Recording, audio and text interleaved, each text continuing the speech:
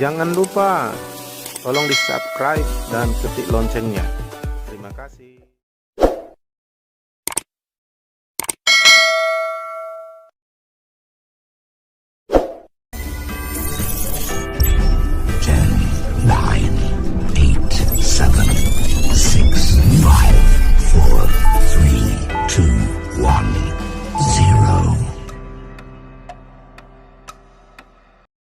Curhatan untuk membagi-bagi kesusahan sama orang gitu ya. Jangan ya. Makanya tinggalkan kumpulan kecemooh. Amin. Ya. Jadi kalau benihlah tetap dalam dirimu, firman itu, benih itu adalah kuasa untuk menangkis sehingga kau nggak berbuat dosa lagi. Jadi bukan gagah perkasa. Makanya nggak ada orang selamat karena Tuhan kalau bukan karena Tuhan. Nggak ada orang bisa berubah sempurna kalau nggak karena Tuhan. Jadi jangan terus bangga kalau kau sudah disebut beragama Kristen. Tidak ada jaminan orang beragama Kristen masuk surga. Yang jaminan adalah kalau dia hidup sebagai anak Allah, baru dia bisa. Nah ini kuasanya. Yaitu di dalam dia ada benih ilahi yang tetap dalam dia membuat dia nggak bisa berbuat dosa lagi. Karena dia memang sudah lahir sebagai anak Allah. Pak, bisa kan nanti anak ayam saya berkokok? Ya bisa karena dia anak ayam. Kecuali dia anak kambing. Begitu dia lahir baru, bisa kan dia nanti Pak sempurna berubah? Bisa mengadakan mujizat seperti Yesus? Ya bisa. Tunggu, dibesarkan aja dia di rumah rohani. Bisa. Semuanya bisa bagi Tuhan dan bagi yang percaya. Amin. Bisakah saya mengalahkan dosa? Ya bisa. Kapan? Ya itu makanya tetap ada benih ilahi. Maka terus buka hatimu supaya benih ilahi terus ada memenuhi, melimpah sehingga keluar nanti menjadi spontanitas, refleks. Jadi anak Tuhan itu nggak pura-pura. Kalau pura-pura masih banyak di kulitnya. Shalom. Udah begitu mirip. Nah, itu orang beragama begitu. Ini orang beragama apa? Ini gereja nggak boleh berdosa. Kalau nggak di gereja bisa berdosa. Ini pendeta awas jangan. Pendeta harus sopan. Di luar pendeta bisa suka-suka. Nah, itu beragama. Lumayan lah. Tapi nggak bisa langsung gitu. Karena belum asli ya kan. Orang Farisi kayak gituan ya. Kita nggak begitu. Oke, lanjut lagi. Apa lagi kuasa Tuhan? Nah, dalam hatiku aku menyimpan janjimu, firmanmu, supaya aku jangan mensterilkan itu. Ya, saya jadi terbiasa sekarang mencuci tangan. Tangan ini megang makanan, megang apa? Jadi sering tangan ini kan bersentuhan. Jadi saya sterilkan tangan saya sering dan itu bagus. Itu budaya yang bagus. Isi cuci tangan. Kadang-kadang ini kan kita usap mata kita udah ada virus masuk ke mata kan. Atau makan kita atau gimana. Sterilkan. Maka mensterilkan hidup kita. Teruslah terima firman. Karena firman itu membuat kita steril terhadap dosa. Tidak berbuat dosa lagi. Haleluya. Mau saudara gak berbuat dosa lagi? Bagaimana caranya? Iya, tetap begini. Terus jangan sampai kesalahan orang lain lebih banyak daripada firman. Ya, kesalahan orang lain lebih ingat daripada firman. Kita harus berubah itu ya. Firman itu membersihkan, menguduskan, mensterilkan kita, membuat kita tidak berbuat dosa lagi. Kalau memang sudah bersih karena firman yang telah kukatakan kepadamu, kata Yesus. Jadi bukan aku mau bersih, aku nggak mau bersih, aku nggak mau pikiran kotor, nggak mau lagi mimpi kotor, tapi nggak baca firman, nggak mau firman, nggak bisa. Aku nggak mau gosip lagi, ambil gembok itu bersih. Begitu dibuka gembok langsung keluar lagi. Bukan gitu. Dari dalam. Haleluya. Iya. Jadi kita bersih karena firman. Amin.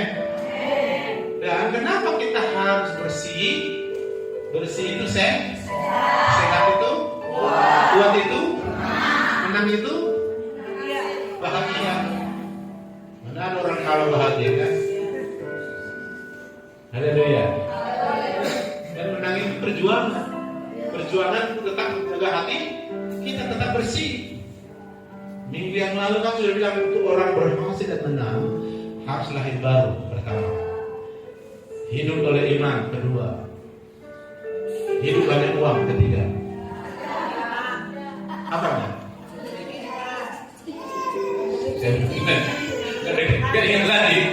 Apakah 50 tangan ini ya? Saya ulangi. Untuk hidup orang berhasil, putar lagi itu nanti situ ya. Untuk hidup orang berhasil pertama harus lahir baru. Harus hidup oleh iman, memiliki hati yang suci. Nah ini, bagaimana supaya hati suci? Iya. Terus benih ilahi. Amin. Yang sakit hati itu buanglah dari hati. Caranya ampuni dia. Tuhan, kata-kata suamiku menyakitkan hatiku. Aku mau bersih hatiku, ampunilah dia. Berusahalah damai dengan semua orang. Sedangkan keputusan. Haleluya. Sudah tahu ayatnya ya? Tinggal praktek ya. Baru kenyataannya seperti itu nanti ya. Jadi itu cara. Berbahagialah orangnya karena mereka kan baru saudara melihat alam berkatimu, menyembuhkanmu, menaikkan kepetmu, memberi kau kemenangan dan sebagainya. Karena Tuhan mau kita menang lebih dari makanya dia mati, bukan ecek-ecek. Kematian Yesus itu membuat hal yang luar biasa dalam diri kita. Dan rencana Tuhan itu dahsyat, bukan main-main. Makanya kalau kita mengalaminya, kita makin kagum sama Tuhan, makin cinta Tuhan, makin kuat. Akhirnya kita berpengaruh dan ekspresinya kita mengasihi Tuhan, ekspresinya kita memuji menyembah dalam roh kebenaran. Gak mesti bilang, mari angkat tangan, mari lebih semangat lagi, mari berdiri, duduk lagi, itu lagi semua ada spontanitas. Iya. Lanjut. Yang ketiga, iman. Sebab semua yang lahir dari Allah mengalahkan dunia. Jadi kita ini sudah diberi kemampuan mengalahkan dunia. Karena orang nomor 2 yang sangat berkuasa di alam jagat, di bumi dan di surga adalah anak Allah, bukan malaikat. Sebab semua yang lahir dari Allah mengalahkan dunia, dan inilah kemenangan yang mengalahkan dunia, iman kita. Iman itu roh. Itu dapat dari firman. Firman itu adalah roh. Iman timbul dari mendengar firman, ya kan? Iman kita begitu dipakai mengalahkan dunia. Ya, termasuk iblis, termasuk pekerjaannya, termasuk dosa, termasuk masalah dan sebagainya. Dikatakan Roma 14:23, tetapi barang siapa yang bimbang kalau ia makan, ia telah dihukum karena ia tidak melakukan berdasarkan iman, dan segala sesuatu yang tidak berdasarkan iman adalah dosa. Apapun yang kita lakukan tidak berdasarkan iman pasti dosa. Kenapa? Pasti berdasarkan pikiran, berdasarkan keinginan, perasaan, apa yang kita lihat. Yang benar adalah firman, yang lain tidak ada kebenaran. Makanya jangan sama dengan dunia ini. Dunia ini hanya hidup dengan realita dunia, dengan apa yang dilihat, dipikir, dirasa, dikehendaki. Dan iblis berkuasa atas seluruh dunia. Tapi bagi anak Tuhan, Roh Kudus yang berkuasa. Dan kita yang mengalahkan dunia, kita mengalahkan iblis. Dengan kuasa Allah di dalam diri kita, diberi iman. Iman itu kuasa mengalahkan dunia. Dan bagi orang yang memakai iman, semuanya mungkin.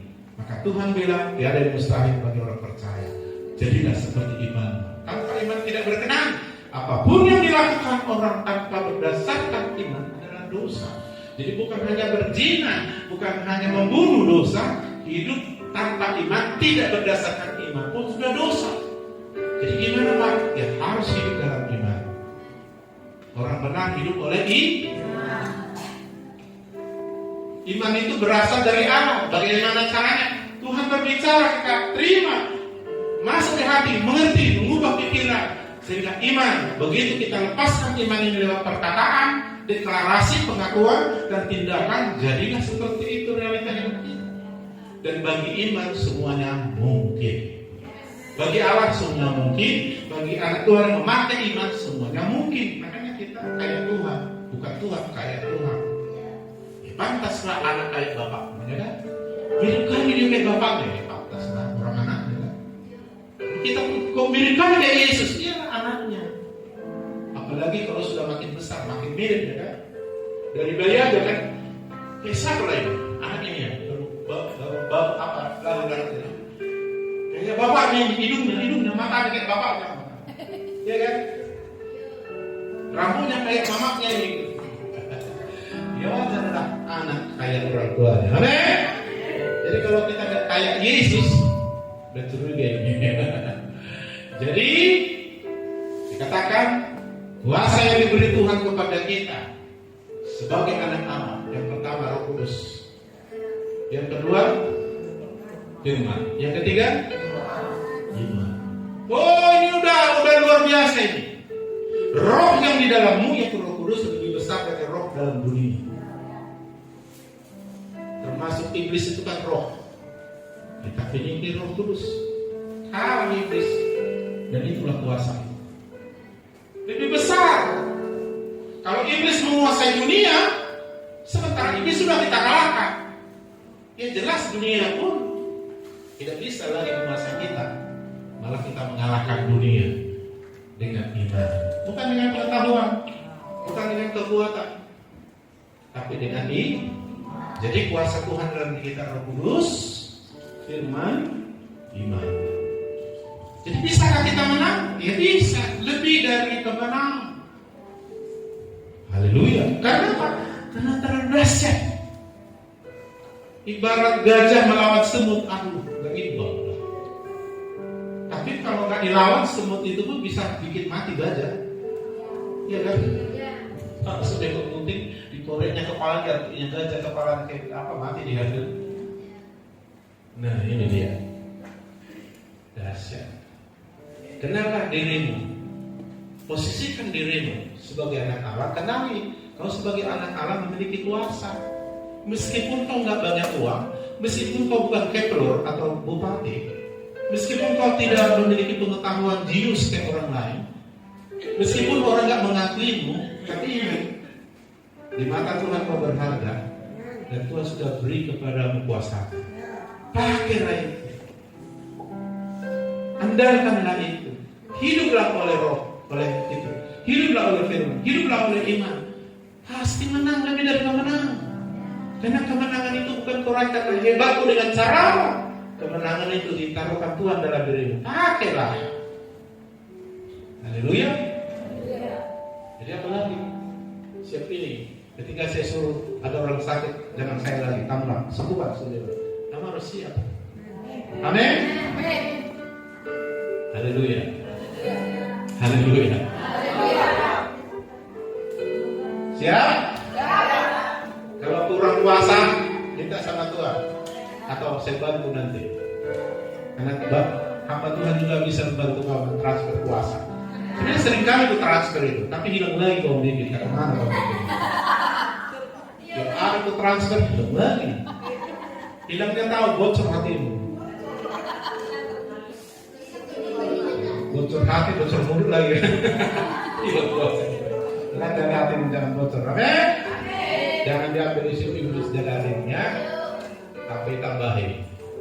Nah Tuhan mau bangun kita gereja yang kuat. Tuhan mau malaikat dan orang percaya di surga sedang nonton kita. Gimana rupanya penampilan anak Tuhan yang hijau? Kok Yesus bilang menang lebih dari menang? Kami dulu bergumul. Karena mereka belum memiliki Roh Kudus seperti kita. Belum memiliki anugerah seperti yang diberikan Yesus bagi kita. Mereka paling tinggi disebut hanya abdi Allah, paling besar sahabat Tuhan. Beberapa yang lain tidak orang tertentu. Kita ini anak Allah lebih hebat kali. Karena dikasih sama kita Roh Kudus, dikasih kita firman, dikasih kita iman, tapi nggak dipakai. Makanya kami semalam minum-minum baterai, aku bilang, kalau orang udah dari kecil Pentakosta, tapi gak berubah-berubah, gak bertobat-bertobat, mengerikan itu hidupnya, keluarga. Apalagi pendeta pula bapaknya atau keturunan Pentakosta. Hai, kenapa? Saya pikir di Pentakosta lah paling bagus Roh Kudus dan firman disampaikan. Kenapa bisa terjadi? Karena orang tuanya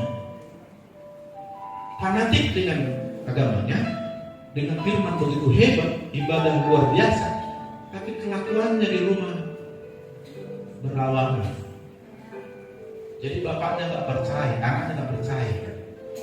Pernah saya nasihati seorang anak pendeta, bapakmu itu dihormati loh, pemimpin loh, kau jangan bikin malu, dukung bapakmu itu. Ketawa dia, kenapa kau ketawa? Kamu yang para pendeta mau toko-tokonya di mana? Kenapa? Mana betul yang bilangnya itu di khotbahnya kamu? Aku mana mempat di khotbahnya itu? Kusengaja itu, permalukan. Kamu yang pendeta yang mau toko-tokonya itu. Khotbahnya itu hebat di rumah, hampir tahu apa anaknya. Makanya dia dari mafia, dari penjahat, narkoba. Anak pendeta paling payah bertobat. Kalau bapaknya nggak menunjukkan contoh. Ngeri. Anak-anak orang Pentakosta yang sejak lahir udah Pentakosta oleh bapaknya, kalau nggak bertobat bapaknya menunjukkan contoh, paling payah. Perhatikanlah. Hati-hati kamu keturunan orang Pentakosta. Paling payah kamu bertobat. Aku beda. Aku dari keturunan memang nenek moyangku dukun gak bertobat. Begitu aku bertobat dimusuhi oleh keluarga aku semua. Berat juga memang. Tapi yang lebih bahaya adalah keturunan Pentakosta gak bertobat. Masuk. Kira juga ada di sini. Haleluya. Makanya kami kalau ngumpul-ngumpul sama para pendeta, lebih bagus jemaah kita jangan dari latar belakang Pentakosta. Itu betul. Memang iya. Tapi Pentakosta yang mana dulu kan? Kalau bapaknya bertobat, kayak pendeta Jermalau nggak juga. Haleluya. Dan saya beritahu sama kamu, nampak kanan saya nggak pernah ikut bayi. Nggak laku sama orang ikut bayi. Dan nggak pernah bilang, sini, duduk, sak duduk, jangan pak. Awas. Baca kita. Kalau nggak awas, nggak perlu itu. Karena apa yang kulakukan itu lebih hebat dari yang kukorban. Hei, keturunan Pentakosta, hati-hati lah.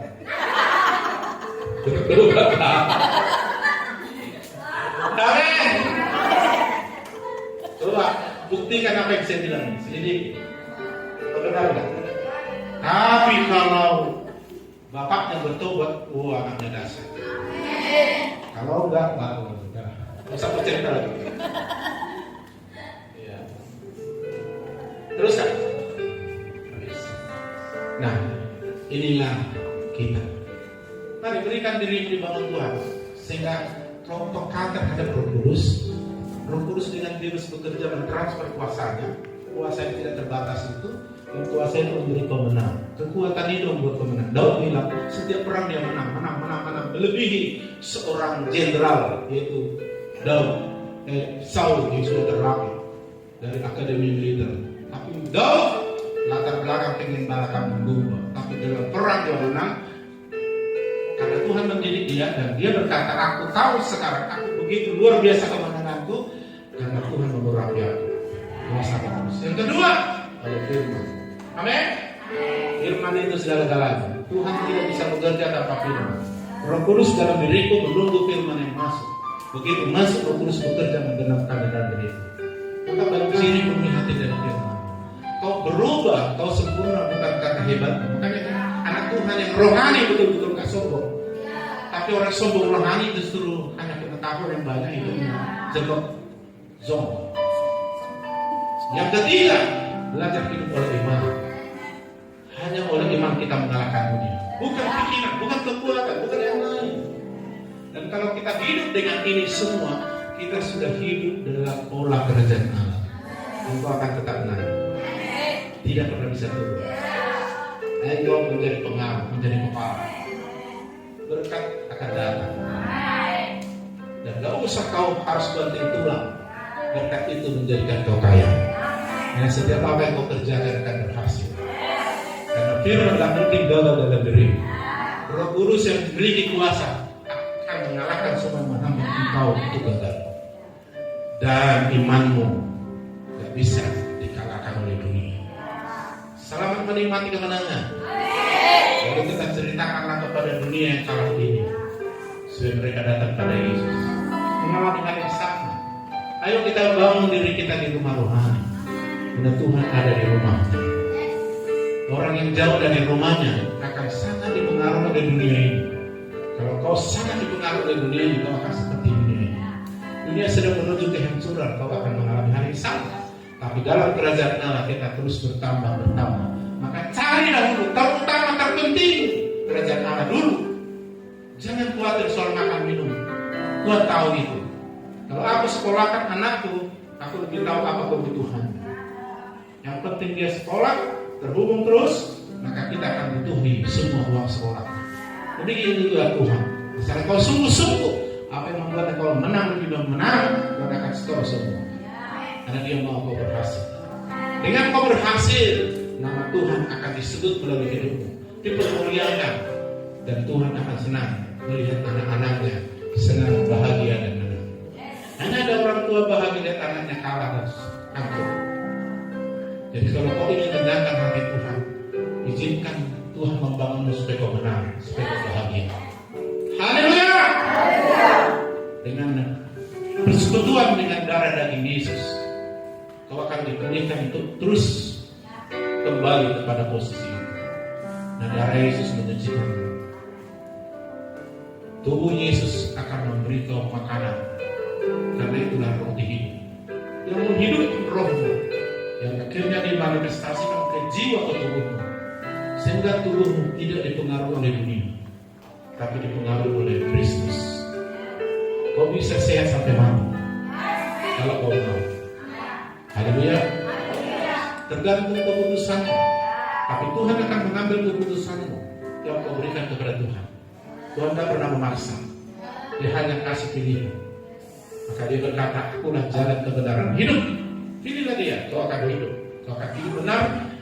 Kau akan memiliki jalan keluar. Amin.